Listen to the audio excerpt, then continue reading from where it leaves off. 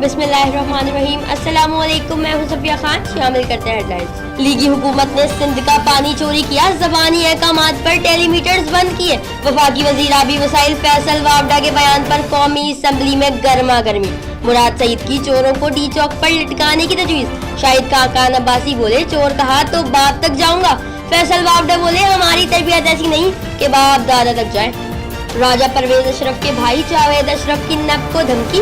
कहा नब की क्या जुर्रत कि साबिक वजीर आजम के खिलाफ कार्रवाई करे, कोई कार्रवाई हुई तो हाथ काट कर रख देंगे।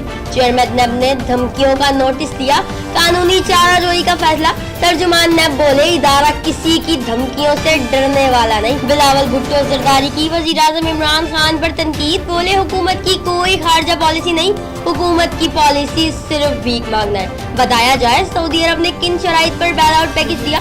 बिलावल भुट्टो बोले आसिफ अली जरदारी ने ऐड नहीं ट्रेड का नारा लगाया था। हुकूमत का धरनों के दौरान नुकसान के अजाले का फैसला। वजीर आजम इमरान खान की पंजाब हुकूमत को इमदादी पैकेज तैयार करने की हिदायत। शहरियार आफरीदी बोले जानो माल की हिफाजत रियासत की जिम्मेदारी है, कानून तोड़ने वालों को इबरत का निशान बनाया जाएगा। सऊदी अरब ने इमदादी पैकेज के बदले कोई शर्त नहीं रखी। हुकूमत ने सऊदीया के साथ ताल्लुकात में सर्द मोहरी का खात्मा किया। वजीर खारजा शाह महमूद कुरैशी की वजाहत। बोले चीन का दौरा भी इंतहाई कामयाब रहा। कौमी असम्बली में पाकिस्तानी बैंकों पर साइबर हमलों की गूंज। पीपल्स पार्टी के रुकन अब्दुल कादिर पटेल ने हुकूमत से जवाब मांगा, कितने अकाउंट से कितने पैसे निकाले गए। फैसल वावडा ने जवाब दिया सिर्फ एक बैंक का एक ही अकाउंट हैक हुआ। अकाउंट की हिफाजत के लिए क्या इकदाम उठाए, अरकान असम्बली में तबसरे।